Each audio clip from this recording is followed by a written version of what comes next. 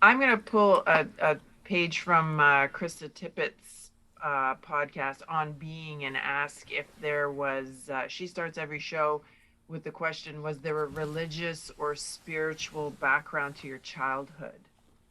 No, not at all. I was raised in an atheist household, which was a great boon actually, because I didn't have any toxic religion to react against. Most of the people that walk into my church now or then before have had toxic religious background, especially queer folk. And so, I have to kind of overcome all of that before you can even begin to have a conversation about something. So I didn't have that. So I kind of came at it fresh. I mean, I walked into church for three reasons the first time. The first was it was an invasion, one of them, of Iraq. And I was living at the time, I had a successful business and was making a bunch of money. So I was living in a wealthy little community, and people were cheering as the bombs were falling. It was really a bizarre experience. So I thought, oh shit, I'm going to have to get back into political activism, which I'd been kind of out of for a bit, focused on little kids. I had little kids at that time. And so I did. And the way I did it, where we were living in Richmond Hill, was to walk into a debate series with an imam, a rabbi, and a United Church minister in our local United Church. It was a fascinating discussion, and I kind of kept going from there. The other one was driving around the same Richmond Hill, 905 area with my son, who was really little at that time, and he saw a neon cross outside of an evangelical church. And he said, "Mom, what's that lighted T for?" And I thought it was pretty funny. But then I also thought, how are they ever going to read Shakespeare? That was a thought that occurred to me. Like, if you don't know anything about the Western canon, kind of, these sort of stories that somehow we inculcated culturally, which they do not. How do they get it into any of this? And I thought, where will I take them? I don't have to leave my brains at the door. And the United Church in 1988 had for the only church, largest Protestant denomination in Canada, to ordain openly gay and lesbian folk. In 1988, that made their decision. It was incredibly controversial within the church then. Lots of people left, whole churches walked. And that's why I walked in. So that was, number two. And then number three was I was, running my own business and making money. And my moods were kind of dependent on my company's billings every month. And I thought, this is kind of a crappy way to live. Like I was happy if we were doing well. I was not so happy if we weren't. And we were an all-woman company, and I had other families other than my own to care for. So I also felt a little bereft of any kind of spirituality. So, and I just happened to walk into the right church. I'd probably walk out for 9 of 10 churches, even in the United Church. Just had a great minister, and so became friends, still friends. And next thing you know, I wound down my company, decided I wanted to go back to school, had the luck and the means, the privilege to be able to do so, and went back to do my master's in theology, not knowing that I wanted to be ordained, but ended up doing just that. So long, very long story, very short as to how I'm, sitting here with a collar on. And by the way, I wear the collar because it freaks people out. I wear it because for example, I'm walking down Roncesvalles in my area. I remember an older gentleman coming up to me as I was wearing a collar and said, "Good afternoon, Father." So I thought that was kind of gender bending in and of itself. And I like to wear the full regalia in church. As I say, why should men wear all the pretty dresses? So I like to wear the regalia, and yeah, and I also do it because women fought for hundreds of years to be able to wear it. So, as a feminist, I say, yeah, I'm gonna wear it. What the hell? So that's that.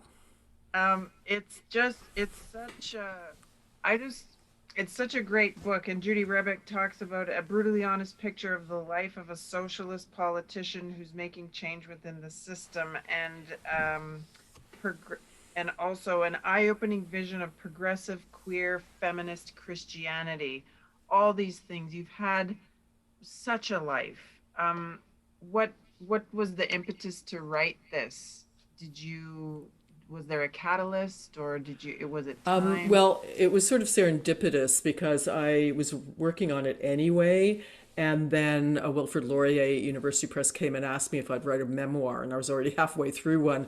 So they came and they courted me. So, which is how I got into politics too, by the way. Which is not to sort of paint myself as only reactive, but in those two instances I was. Peggy Nash took me to lunch and asked me if I'd consider running for the NDP. So that's how I got into politics.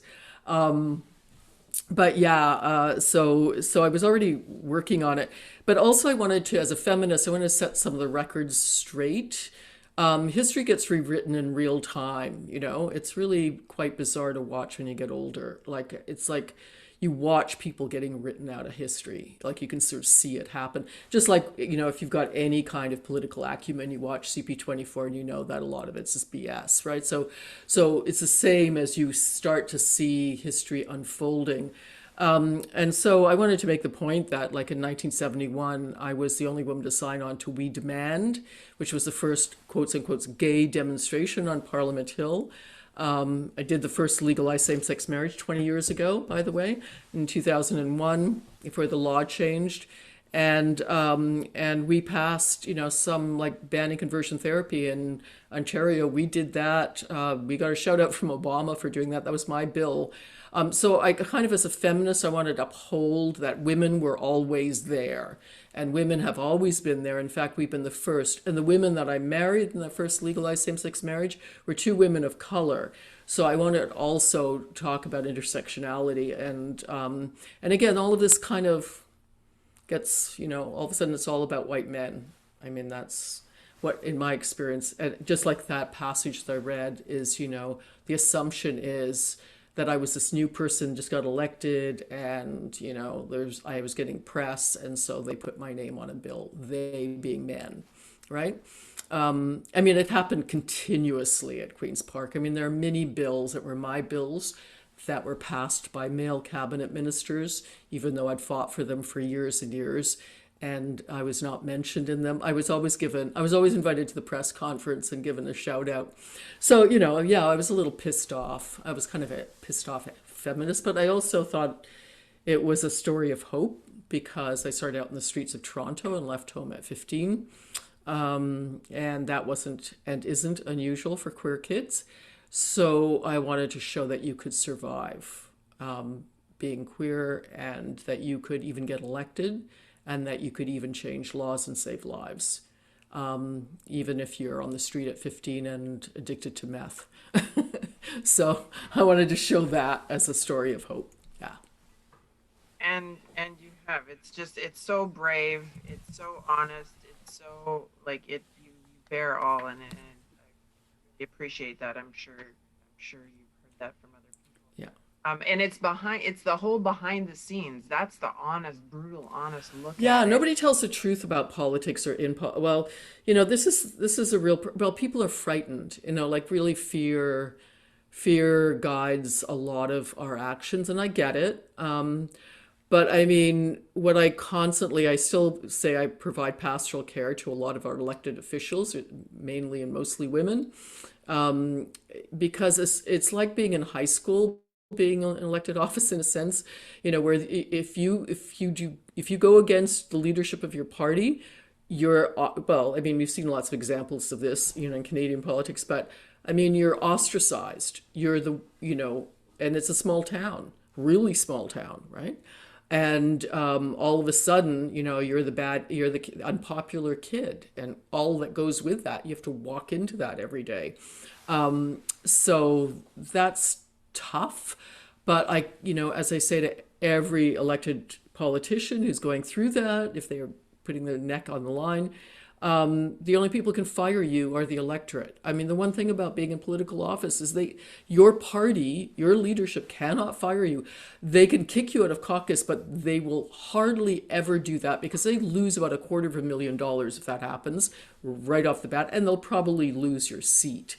So that is so you actually have a lot of power, and politicians don't recognize the power that they have when you're in government. You can get a lot done. If you just do it, right? I mean, there's many ways they can stop you now, and they've become much more adept at that since I've been there. But I mean, you can still get away with it, and I try to kind of show how we got away with stuff, even if our own party didn't back us. From my office, and it's, you can use the media, you can use, like I said, in the $10 minimum wage, you can use these mass movements, solidarity with other groups. There's all sorts of ways you can put pressure on what's happening inside government to get bills turned into laws and laws that save lives. So there is a way of making the system work, and you don't have to be rich to do it in Canada, which is a good thing too. And one Yeah. of these, like, there's a lot of traits, the tenacity, the doggedness, the persistence, this power, this idea of powerful weakness. Can you talk a bit about that? It's like when, and even that goes for a lot of these like entrepreneurs, feminist entrepreneurs, small business owners. You have nothing to lose when you're in that state. And plus, church and state, there's kind of some crossover there. Can Oh yeah. Well, I quote, the line from my favorite poem, which is "The Lie" by Sir Walter Raleigh before he was beheaded. So he got the worst of politics, and the refrain is, when church and state reply, then give them both the lie. And there's no question that these institutions of power, are exactly that. They're institutions of power, and who runs institutions of power? A very small group of people, usually the extremely wealthy, and usually in our white supremacist society, white folk, and usually in our patriarchy, men. So this is who runs both these institutions. And they have profound effects on people, even whether you want them to or not. They're there, they do. And so knowing that and being aware of it is really important, I think. And knowing that, and then kind of fight, and then with eyes wide open fighting it, is also possible, right? I mean, you all do that, right? So we all do that. It is entirely possible to live and risk and win. So I wanted to tell that story of hope as well. And yeah, and it's just, it's combating kind of core fears, and I think that's the spiritual aspect of it. It's like, what are you really afraid of? And so I keep saying this over and over again to women who are in political office, some of whom do it. And there's no question that they're all feeling it, right? Like they all feel it. This is the reality of being a woman in political office. It's a reality of women on the left. I mean, when I was a young socialist Trotskyist, we wanted to protest having a Miss Toronto pageant for free at City Hall back in the day. And so the leader man of the Socialist Party that I was involved with said, yeah, but do wear dresses because you don't want people to think that you're dykes. That was okay. So that's, within recent memory. This so that's the left. That's the socialist left. So there, and so there, for queer women especially, and particularly for trans folk, which a lot of my bills deal with. I mean, these are not. There's no safe space, institutional space. So wherever you find yourself, if you want to make change and you want to, you want to save lives, which is the core aim, I think, then you're going to have to deal with it. And I found that you can, right? You can deal with it. You can put these people in their place. You can work around them, you know, over top of them if necessary, and keep going, right? And this book shows that you can. So, the hypocrisy behind the whole thing, like, it's, you really reveal how the sausage is made, and it's flawed, but you oh can yeah. do it, right? So how do you reconcile that hypocrisy with doing the right thing? Yeah, well, I mean, part of it is just knowing how the system works and then working it. So, for example, somebody just thanked me for telling them how nomination meetings work. I mean, simple things like that. So, how did nomination meetings work? I used to use the example of Sam Oosterhoff, who's now the Assistant Minister of Education next to Lecce. He's a young fundamentalist homeschooled boy, and he got elected at 19. And he arch conservative, and at 19 he defeated the president of the Conservative Party in his Niagara area riding. And how did he do it? And so I would explain this to young women who want, progressive young women who want to do the same thing, who want to win, right? That they can do it at 19 with no experience whatsoever. How did he do it? Just like I say, selling Girl Guide cookies. It's like door to door, selling memberships. Sell as many memberships as pyramid sales now. Sell as many memberships and get those members to show up to the nomination meeting. That's how you win a nomination race. It's that simple. It's pure math, and it's sales. So, so just do it, and that's how you win the election too, quite frankly. So if you win the nomination race, then you keep on going by knocking on doors, getting more votes, and just the process of, what happens when somebody knocks on your door in the election, like just telling the truth about this stuff. But first of all, everybody knows how everybody votes. How do they know this? Because if you tell the truth to anybody who knocks on your door, they immediately will know how you vote, because, if you come and say you're going to vote for me and they say no, never, hell freezes over. Oh, so that's interesting. Who are you going to vote for? Most people just tell you, I'm conservative, or I'm liberal, or NDP. So on the little sheets that you carry with you when you're canvassing, they're either a 4, they'll never vote for you, or they're 1, they will definitely only vote for you. And so those 2 people you never call on again. It's the 2s and the 3s who aren't sure, who get inundated. Because one person asked me once, how do I stop people from just coming to my door and phoning me all the time during an election? I said, here's how. Tell them you'll never vote for them, or tell them you will vote for them and you'll never hear from them again. So simple things like that. Then that data goes into a computer and that's there forever. In downtown Toronto ridings, where about a third of our ridings turn over every year, it's a little bit less useful. But some more rural ridings or smaller ridings where there's less shift in population, those figures will, people run on those figures for, a generation sometimes, depending on where you are.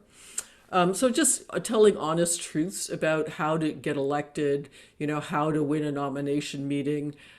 These are important lessons, I think, and it's pure Machiavellian strategy, but why shouldn't women use it? We can use it. And I started Girls Government, which is a group for teenage girls that's in our high schools now. Certainly in some ridings, in our riding it is. Because we were discovering that when we were canvassing 12 and 13-year-old girls, and we can all surmise as feminists why this is, were really excited about politics and, who we were and stuff. 20-year-olds, not so much. All of a sudden, 20-year-old men were very excited about talking to you or arguing with you or debating with you, and women wouldn't give you the time of day. So, of course, we all know what happens to girls in their teen years and that incredible weight of the culture that comes down on their heads. So we wanted to start with young girls pre-11 and 12 to talk to them about how to get elected and what goes on, and how you can wield power without any money. Because it's really important, because boys know this, boys learn this. Everybody else, we should have this knowledge, right? So telling the truth about stuff. Yeah. And on that note too, this willingness to work with the enemy. Yeah. And that's, listen, when I was elected, there were 10 members of the NDP at Queen's Park out of 140 something then. And I was the backbench of the 10. So I had no power, but I still managed to pass more private members' bills in my, 11 plus years there than anybody in Ontario's history.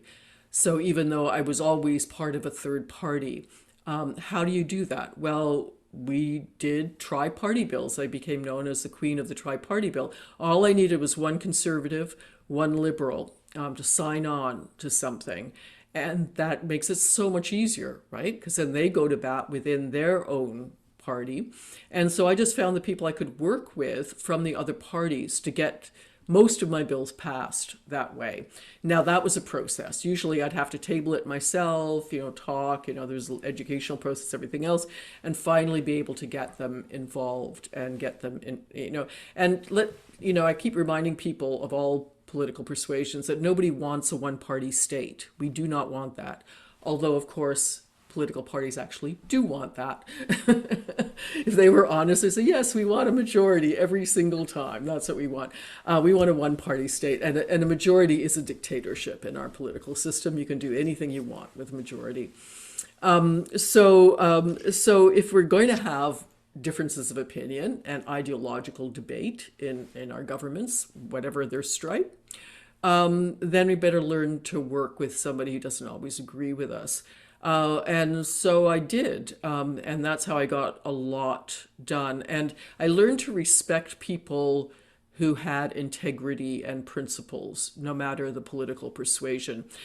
First of all, I put the lie to the fact that, politicians are just in it for the money or because it's an easy job. You work 24/7, there's nothing easy about it. And every politician I know could probably, or most of them anyway, could have probably made more money somewhere else, especially the lawyers, right? So they're not in it for the money. They're not in it because it's an easy, cushy job. Most of them think they want to make a difference in the world. So you can kind of work with that. Now, there's two brands of a politician. There's those that want to make a difference in the world, and then there are kind of careerists who just like to see their face in the paper, like the big goldfish in the goldfish bowl. And it's really quick. You can really discern those people pretty quickly in the political process, as you can in any profession, right? It's not that different. So I just learned to work with the people of principle and to hold them up. Brave people. And the test to me of bravery was being willing to go against your own party leadership, because that's political suicide. So if you're willing to stand on principle against your own party leadership, yeah, you're the kind of person I'd be able to work with, probably. Not always.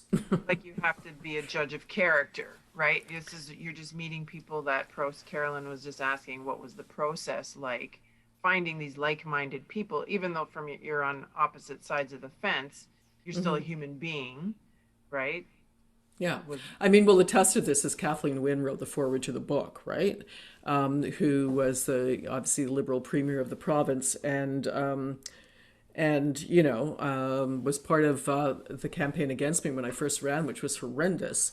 John McGrath of CBC called it the worst smear campaign he'd ever seen in Canadian in his experience in Canada, where they went after me because I was a street kid and drug involved. This was the Liberals in my riding association.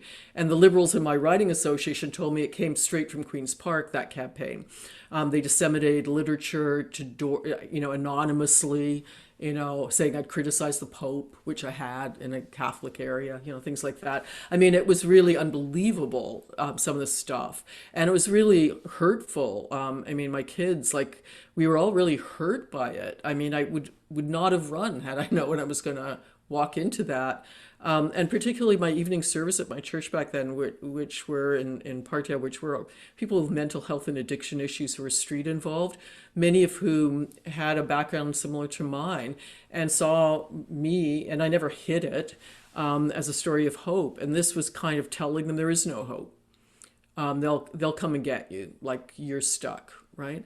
It was horrendous on so many levels, and she was part of that. So Michael Coren, I used to debate Michael Coren on equal marriage, and look, he saw the light too and wrote some books about it. So I have hope for people. Our only hope is that people change their minds. Our only hope is that those that disagree actually come around to, we hope, more progressive views, right? I want to read this, or I want you to read this. I know we're over time, but it's on page 202, how you start every service. Oh, yeah. Well, I can just tell you if you want. Yeah, so basically, my welcome is always the same. I say, no matter what you believe, no matter what you do not believe, no matter what you've done, no matter what you've left undone, no matter who you are, and no matter who you love, you're welcome here. And I continue to say, because this isn't just our church, it's not the Church of the United Church of Canada, this is a Church of Christ, and in Christ Church, everyone is welcome. And I think that's pretty biblically based, actually. So that's how I start off everyone, same as that communion, and I always reiterate that. Like, if Judas can be there, we can too. Screw it.